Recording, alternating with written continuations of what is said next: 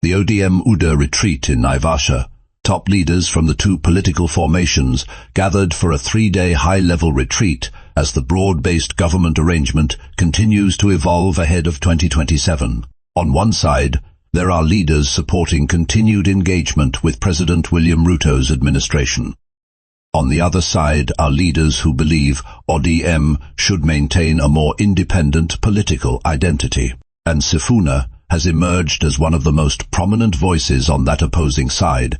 And there is another interesting angle. Several high-profile Mount Kenya leaders reportedly skipped the Naivasha retreat, highlighting tensions around the emerging political arrangement and the question of power sharing ahead of 2027. That absence cannot simply be ignored. The Sifuna presidency conversation has gained even more momentum following remarks by Wiper leader Kalonzo Musyoka. Kalonzo said he has no problem supporting Sifuna for president if opposition leaders agree to rally behind him. I like the fact that they met in Naivasha. There's nothing as beautiful as all the people we do not want meeting together and they become part of one basket so that we kick the basket all together in one place. Yes. It would have been very hard to fight this administration if ODM was running on its own, you know, these guys called UDA are running on their own and so on and so forth. And the good thing, nature has got something we call natural selection. You know, survival for the fittest. Yes. So natural selection has naturally selected the Oburus and the like-minded. You know, anybody who is being led by Oburu Odinga needs to have a certain frame of mind. And so God has been faithful that those people who think like Oburu Odinga are all in one basket. And then those people who think like Edwin Sifuna are in another category altogether. So now Oburu Odinga has collected all those things that Kenyans do not need, and he has put them together to deliver them to William Ruto, who also Kenyans do not want. And so now they have been put together in one room in Naivasha. Naivasha was a collection of all the unwanted leaders in one place, and literally now Kenyans can see who not to vote for. So I thank God that they have come together. I thank God that they are, you know, misery seeks company. So all those who are miserable have sought the company of each other. They are together, they are in one place. It is easy for us to get rid of them in one stroke. So it's a very happy moment for Kenyans. At least we know what, because anybody who meets with William Ruto to have a conversation about how a person who has presided over a regime that has killed very many young people should have another chance. Anybody who comes together with a president who has decided to turn State House into a fanfare where you call security guards and tell them tumebadilisha jina yenu, na hujabadilisha mshahara, hujabadilisha maisha, hujabadilisha their status, hujabadilisha anything. You're just now not calling them watchmen, you're calling them national security guards, and then they clap for you. 27,000 of them sitting on the grass at State House, and that is now supposed to be development. 10,000 imams called and they are bribed 10,000, and they come and say tulipa 12 kumi. And yet nyinyi maimamu mlituangusha kwa sababu anyway. So when someone who thinks that kind of a person, look at it as a facilitation to transport themselves back to where they came from. No. The question is, Nico Dhiambo, we are at a time when nurses were on strike. The amount of money that has been spent in State House, like here my mom walisema, there was 100 million that went into bribes for them, and then there was the money that was given to certain Muslim organizations. Before that, we had the security guards, you know, 27,000 of them times 5,000 shillings, another more than 100 million shillings. What has been spent in State House in delegations in a month is enough to pay our nurses who've worked hard. So what we should be doing as a nation is paying teachers, paying nurses, paying lecturers who have worked for this country. But what are we doing? There is no money for nurses. We have money to bribe security guards and change their name from watchmen to national security guards. I do understand that, Fanyamabis, but I want to assure him that it's not going to be easy to kick out President William Ruto in the next general election. And he said that yesterday. He said we must win the next general election. Then tongue in check, he said by God's grace. I think by God's grace was by the way. Yes. By the way, because when he said we must win the next general election, I think people he knew that people might interpret that that sentiment in a bad way. Yeah. So he added by God's grace, and it's going to be very difficult to beat an incumbent. And I know the opposition leaders know that it's not going to be easy. We have had Sifuna saying we know it's not going to be easy. We have had Kalonzo saying it's not going to be easy. It's not going to be easy. they need to come up with a very good strategy to ensure that they beat President William Ruto hands down, and the margin must be the Olkalau kind of margin, so that you have no chance of doing monkey business with the votes. But if it's a close margin like what we saw last general election, there's a possibility that 1 or 2, 3 things could be done. So that we have heard them saying, we had the Wajir women rep saying the same thing. We have heard Sudi saying the same thing. Kama hazitatosha wanatafuta huko kwingine wajazi. So it's not going to be easy. The opposition also is they have their own challenges. Just uniting and coming together and saying this is the person we are going to support for presidency, it's not going to be easy. We had what Kalonzo said yesterday. He went further. He actually almost said that Sifuna is being propped up by NIS, because he was saying that there are people who are messing up with the opinion polls, propping up some people. And we also had what Matiang'i said, that they must have a better way of deciding who is going to be the next flag bearer. We've heard what Rigiji has said. He said, don't announce right now the flag bearer, and he has issues with the system that they're going to use to appoint somebody to say this is our captain. So it's not going to be easy, especially for the opposition. You know, for President William Ruto, anajua ndiye atakuwa kwa ballot. Shida yake kidogo ni kutafuta nani atakuwa deputy. Hawajui nani atakuwa kwa ballot, hawajui nani atakuwa deputy. And the egos in the room, they have to manage them so that wakisema Wamalu aenda ukuwe Senate Speaker, hata sema hapana mimi where I am, I need to be on the presidential ballot. Wakisema Kalonzo nao, wewe enda ukuwe Speaker National Assembly for example, asiseme hapana. Wakisema Sifuna, wewe bado ni mdogo, wewe kaa kidogo, Sifuna atasema asiseme hapana, I have Gen Z, I have sijui nini, I need to be on the ballot. So it's going to be very difficult to manage the egos of the opposition so that they get the right presidential candidate, the right deputy to face President William Ruto. Okay, so whoever did that, the analysis, whoever put those numbers there, should have given us more actual numbers in terms of voter turnout in these regions. Because I'm looking at Western, where they've given 2 point. They've given 2.2 million. And then you give Nyanza. Nyanza has 3.1. And then now we go to how many voted in the 3 point versus how many voted in the 2 point. Yes. You know. And remember, Nyanza has Kisii and Luo Nyanza. Yes. So they have the advantage of having those the Nyamiras and the Kisis in their fold. But having said that, I would be so keen on the voter turnout. Yes. In these regions. I'm seeing regions where the voter turnout will go up high, and regions where probably they will be discouraged. For example, Mrima, they are likely to increase their voter turnout because of what they do best. Yes. Voting out who they don't like. You know. For Nyanza, as it were, the one person that used to energize them left them. Those that are left, energy? No. Kusema ukweli. Sasa kama speech jana ilikuwa karibu kuleta tatizo, you know, the energy is not as lacking, compared to the energy that his brother had, the late brother, the charisma. Yes.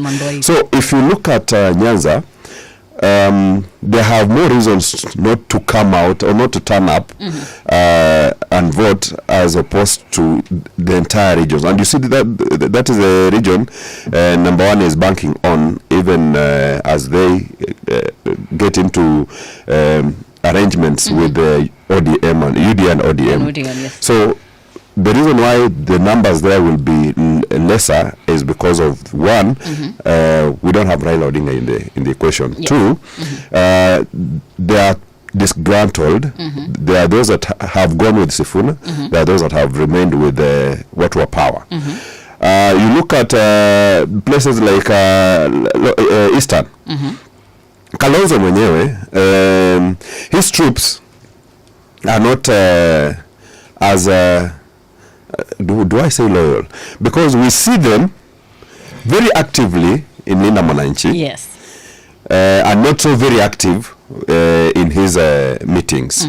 not so actively because they seem to be excited by the energy in the Linda Mwananchi campaigns, as opposed to, if we go by that, then it shows that even in Eastern, there are people who are so readily available for Sifuna, as opposed to if it was said Kalonzo Musyoka would be the man for the day. So that again will also affect their number, depending on how the opposition plays their cards in who will be the flag bearer. Of course, we've already spoken about the Matiang'i, the Nyanza, because we've tumewajumuisha in the entire Nyanza mathematics, and then North Rift. We already saw the president complaining how they're not registering and trying to urge them to register. So he is not. It is not a certain number.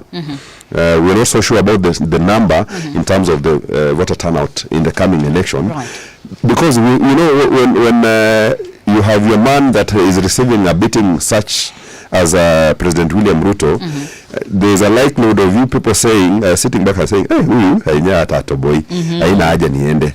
So that could also affect the numbers in North Rift, and those are the factors that will affect the entire mathematics in the entire country when it comes to the game of numbers. Let me tell you why William Ruto has got the biggest headache in this game of numbers. When you look at the Mount Kenya block, which is about 5.7 million, it gets worse for him. Because when you discuss Nairobi 2.24 million, 40% of these votes are from Mount Kenya, unfortunately for him. The second biggest voting community in Nairobi are the Luyas. The third biggest are the Kamba, and the fourth are the Luo. Luo are number 4 in Nairobi. So when you talk of 2.4 million, ask yourself how many of these are from the Rift Valley. And Rigiji keeps saying, akona kura 24,000 naziko hapa Lang'ata. So now you see where this problem comes in. Go to the Coast Province. After the locals, the second biggest community there are people from Murima, followed by the Kamba, and then the Luo. So even in Coast Province, watu wa William Ruto, you know, ni wangapi na wako wapi? When you move to places like, when you keep talking of the North Rift, places like Kitale, which is Trans Nzoia, or even Eldoret, even Burnt Forest, we know there are so many elements from Murima, again from that place, and from the Luya community in that place, you know, go Trans Nzoia, you know. But then again, Watu who are from his ethnic community are very few in those places. So William Ruto has a serious problem because he has to think about these numbers. When you go to Western Kenya, si ngumu sana ukisema Aterere usikie watu kadhaa huko. But ukijaribu kusema Chamge, pia kuna shida.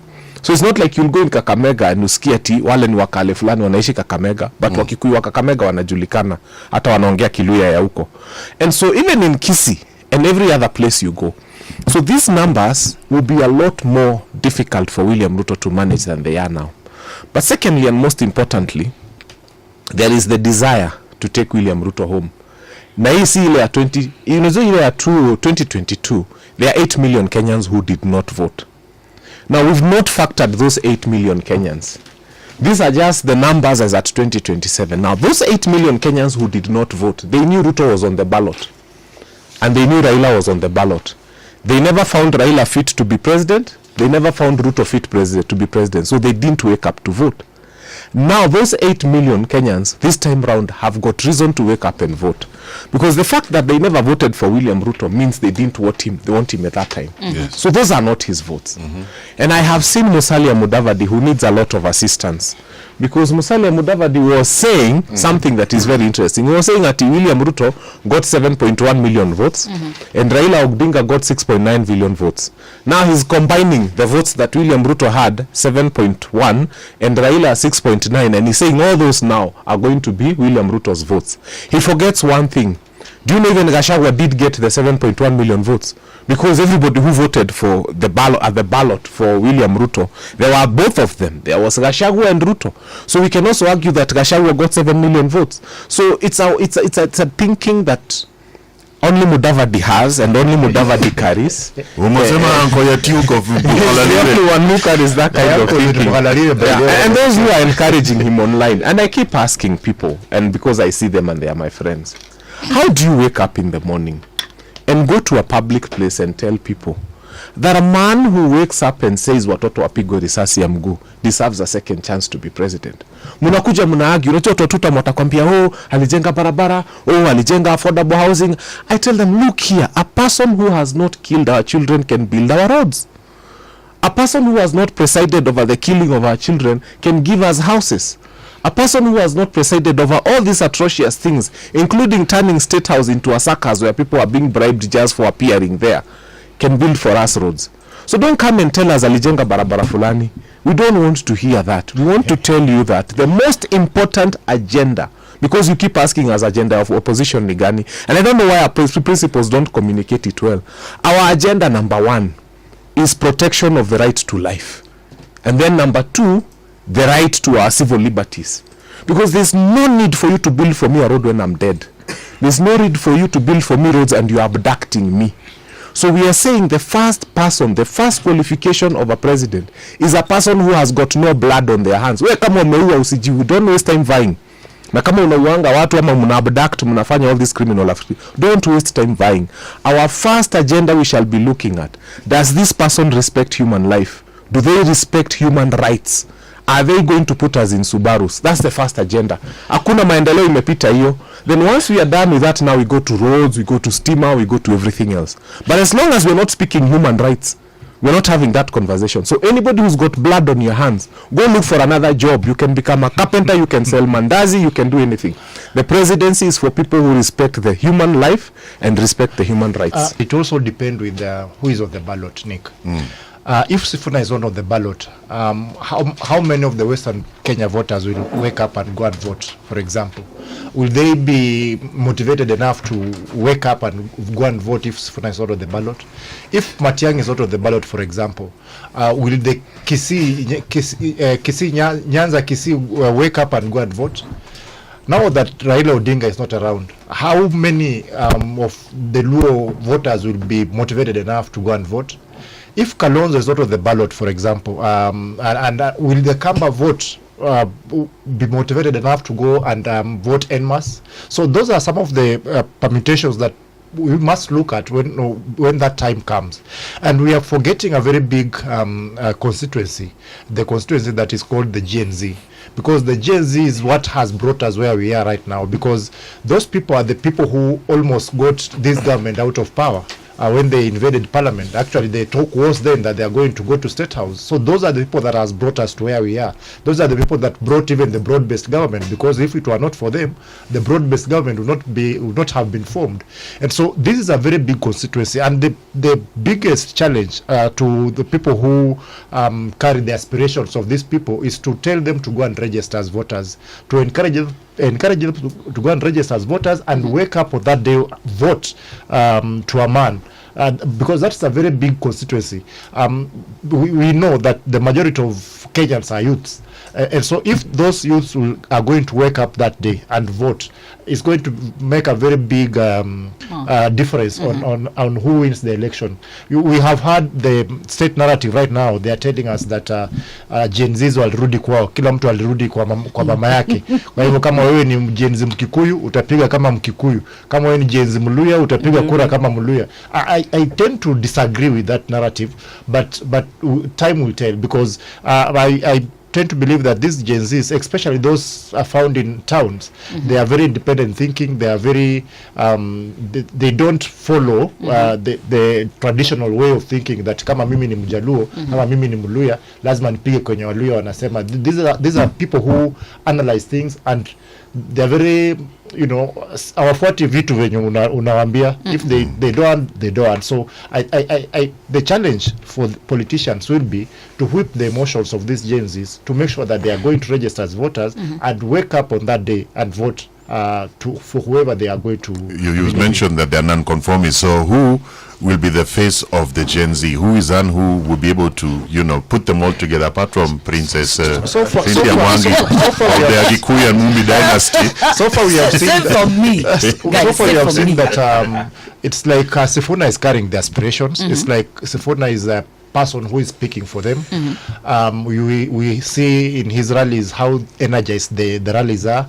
But like I said, numbers in rallies does not necessarily mean on the ground. And then also Sifuna, and who is he hanging around? Because we've got all these old guards that everyone wants to get rid of. My good friend here is saying that probably if they don't see Kalonzo, or they don't see Sifuna, or they don't see Matiang'i, they may not Those come. are the realities. I want to remind Kenyans that Subaru is on the ballot. The payslip raid is on the ballot. Murder of Gen Zs is on the ballot. Risasi ya Muguu is on the ballot. This guy called Chivayo is on the ballot. 17 billion allocation to state house is on the ballot. SHA is on the ballot. University funding model is on the ballot. Bursaries is on the ballot. All those problems that William Ruto has brought to this country are on the ballot. So if you don't see Sifuna there, if you don't see Kalonzo there, if you don't see Matiang'i there, always remember that in William Ruto, Subarus are on the ballot. In William Ruto, the guys you saw with hooded masks and Onol Kalau are on the ballot. And so Kenyans, that is motivation enough. And that's why we are telling Kenyans, it is not really who vies against William Ruto. It is you just remember that when you see William Ruto, what he represents is these things. And these things have happened under his administration. Yeah. And because of these things, let us wake up and go and vote him out. Let us go and vote him out because of SHA. Let us vote him out because the pay slip has been raided. Let us go and vote him out because he's working with Chivayo. And Chivayo has got so many cases across the world that are not good cases. Let us vote him out because he said Risasi ya Muguu. Let us vote him out because of all those things we are saying. So it doesn't matter whether we see Sifuna on the ballot or we see Kalonzo on the ballot. The fact that we have William Ruto on the ballot as the candidate is good enough motivation. People keep saying about his deputy. Who is he going to appoint as the deputy? Maybe if he gets, I don't know, they are saying this guy from Kakamega, what's his name? Oparanya. We keep reminding Kenyans. It doesn't matter who William Ruto appoints as his deputy. In fact, hata akifufua Moses, ama David, or any of the best heroes in the Bible, amfanye running mate, remember the constant. The constant is William Ruto. He is the presidential candidate. And as long as he is the presidential candidate, we will wake up to vote out against him. So msidanganye watu wa Western ati mnaekewa Oparanya hapo, watu wa Coast mnadanganywa ati mtaekewa Joho. The constant is William Ruto. As long as he is the candidate, we have motivation to wake up. In fact, nilikuwa napanga kufika 4 am, sasa nimechange ni 3 am. 4 am is too late to chase William Ruto out. Only person capable of doing things that Kenyans are telling him not to do is William Ruto. Do you know even if we had Eugene for president, he wouldn't do what Kenyans are telling him not to do? The only person capable of coming and doing what Kenyans have told him not to do is William Ruto. It doesn't matter whether we have Eugene or we have Kalonzo or we have Matiang'i or we have Rigathi Gachagua. The most important thing is, if it is not William Ruto, those people will respect what Kenyans say. I have interacted well enough with these opposition leaders, and I can tell you for a fact, Edwin Sifuna would not go against a court order because he feels that he has a responsibility to be answerable to Kenyans. Our problem as a country, if you think about it, is William Ruto. Kama uko na shida 10, ukitoa William Ruto 8 zimeenda, umebaki na 2 peke yake. Because what problems do Kenyans have? Hana school fees ya mtoto. Yeah? Mkenya mwingine anakuambia ile shida nyingine akonayo kubwa ni bill ya hospitali. Those are the 2 biggest things. Hata tukifanya harambee kwetu Dagoretti South. Yes. It's usually about a bill from a hospital or school fees ya mtoto. Hizi zingine huwa zinafuata. So if we get the right administration and we make education free, 80% of our problems are done. We get a good administration and we make medical cover to work for everybody. The other problems are done. So naambia wa Kenya, kwa shida zako 10, ukitoa William Ruto 8 zimeenda, umebaki na 2. Na hizo 2 ni ile vita mnapigana na bibi yako, which we cannot help you. You see, we have Kenyans who agree on who they do not want. Yes. Who they would think twice and who they would expressly vote for. Those are the 3 categories of Kenyans. Yes. For instance, and with all due respect, we have people who have issues with Rigathi Gachagua being on the ballot as a presidential candidate, and they have their reasons given. We have those that are saying if Rigathi Gachagua was on the ballot, I would be ish. I'm not so sure. We have those that are sure they will not go to vote. We have those that will debate on whether to. Maybe 1 or 2, 3 things. Maybe the running mate may convince them to wake up and go and vote. And we have those that are saying, whatever happens, for as long as it is not President William Ruto, I am good to go. They don't care whether it is Rigathi Gachagua or not. Those are, if it went the Rigathi Gachagua way. We go to Kalonzo. There are Kenyans who are saying, Kalonzo is too soft, right? We want someone who would have this country with both hands and both feet down on the ground. Yes. But for Kalonzo, I think he needs to be paired not as a number one, but with someone who has a thorax. So we have those that will be ish if Kalonzo was given. At least for Kalonzo, we just know those that will be doubtful, but we also know that they will vote anyway for that ticket that has Kalonzo Musyoka as the presidential candidate. Although they will not have the confidence of someone who will be totally in charge of the country as it would have been if someone else, depending on who they think would be the best person, was given that opportunity. Yes. And then we have those that are wakati wanafikiria hiyo debate, because debate is a sure thing nowadays.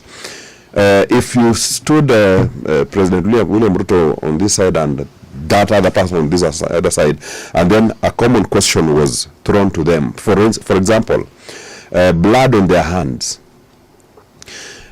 point to me someone who Ruto will not challenge on that question. Blood on your hands. There are people who are looking at it that way. We do not want someone who will be on the debate with Ruto and then be challenged by Ruto over an issue. For example, if you put Matiang'i on the ballot and he meets President William Ruto on the debate, and then Matiang'i says, wewe unaoa vijana, and then President William Ruto will ask him, Rivayala. You see, those are compromised already. Yes. The two are compromised. There are people who are looking at it that way. If you get someone who will be speaking about corruption, like for mfano Rigiji, people are pitting President William Ruto and Rigiji. If we talk about killings, if you say anaoa vijana wetu, there are people who are saying tutaleta molo clashes. Don't put President William Ruto against someone who he can challenge on anything he is being asked. We want someone who, when you challenge them with a question, President William Ruto has something that touches on him, but this other one doesn't. I would want to see them have problems with people who are saying, we must win this election first. Let us begin there. Yes. When you listen to politicians take to the podiums and just thump, you see, they're charging their supporters. Yes. What that means is, when results come the other way around, the charged supporters would believe that something happened. So, first, can we see IEBC cautioning and even taking measures against anyone chest thumping and probably charging supporters and preparing them for chaos when results don't go their way? If we begin there, then I will know for sure they mean something. And you see, we have not seen the opposition much of chest thumping, but we've seen much of government supporters chest thumping. And you see, anyone looking and listening to them would imagine they are doing that because they think, or they know they have everything they need to ensure that they win. First of all, IEBC, get that thing out of anyone who wants to talk about the 2027 elections. Let Kenyans know that it is not true that someone must win, and they must say that now. If they must win, let us see it in their agendas. Let us see it in how much hard work they are putting into their campaigns, but not the chest thumping that we are seeing. And these small flaws that we've seen in the by-elections that we've had so far, if we are told they are pursuing 1, 2, 3 people because of what happened in Olkalau, because of what happened in Mbere, in Malava, and every other place we've seen by-elections, and chaos registered and malpractices reported, then our faith will leap a little higher in IEBC. But as it is right now, I think Kenyans still see the IEBC of yesterday as the IEBC of tomorrow. Number one, Kenya is running the most expensive election in the world. So you find that it costs about 1,560 shillings to have each voter. Just take what IEBC is demanding for, divide by the total number of voters. So Kenya, a country that sometimes is not able to pay their own nurses, wants to spend 1,560 shillings per voter. Germany is spending 170 shillings per person to vote. The UK is spending 540 shillings per person to vote. Australia is spending 360 shillings per person to vote. Rwanda here is spending about 200 shillings per person to vote. South Africa is spending about 250 shillings per person to vote. Hii kura yenu kwenye iko na nini? So IEBC, stop telling us about budgets here. Stop telling us that it's expensive, that you need 61 billion to do what? What are you manufacturing? We know the persons we want, we know the persons we don't want. Give us a plain simple ballot paper. Tutamark na tutalinda kura. If we are going to have any money being spent on anything, ikuwe pesa ya kulinda kura. Tukuwe na jeshi yetu ya kulinda kura. Kuhakikisha kwamba kura yetu haibiwi. This other thing of telling us you need 61 billion, what are you manufacturing? What are you printing that other nations are not doing? We cannot have, like what happened to the last ones? Why are they using it? We cannot have the United Kingdom having to spend 540 shillings per person to vote. Germany spending 170 shillings per person to vote. Germany is the biggest economy in Europe. It's actually bigger than the United Kingdom. They are spending 170 shillings per person to vote. Nyinyi 1,500. In fact, sasa imeongezeka. When you teach 61 billion, it will be about close to 2,000 shillings per person to vote. So why is it costing us 2,000 shillings per person to vote? So IEBC needs to put their house in order. And by the way, ama commissioners ni wengi sana. 7 commissioners, na walikuwa nasema watengenezwe wakuwe 9. India, the largest democracy in the world, has got 900 million voters, not citizens. 900 million voters. Their IEBC has got 3 commissioners. 3. And their budgetary allocation for their IEBC for 900 million people to vote is less than ours. Sisi tuko hapa na commissioners wa 7, bado tunasumbuana hata atuelewani who is in charge of what, and you have 23 million 30 million voters. No, that is the truth. We have to speak the truth, that 3 commissioners are enough to manage an election that has got 900 million voters. Hizo ni Kenya ngapi? So let us copy from the world and let's stop these bad manners. IEBC, give us an election. Kwanza walikuwa wamesema ikuwe ni leo. Tungekuwa tushamaliza hii story.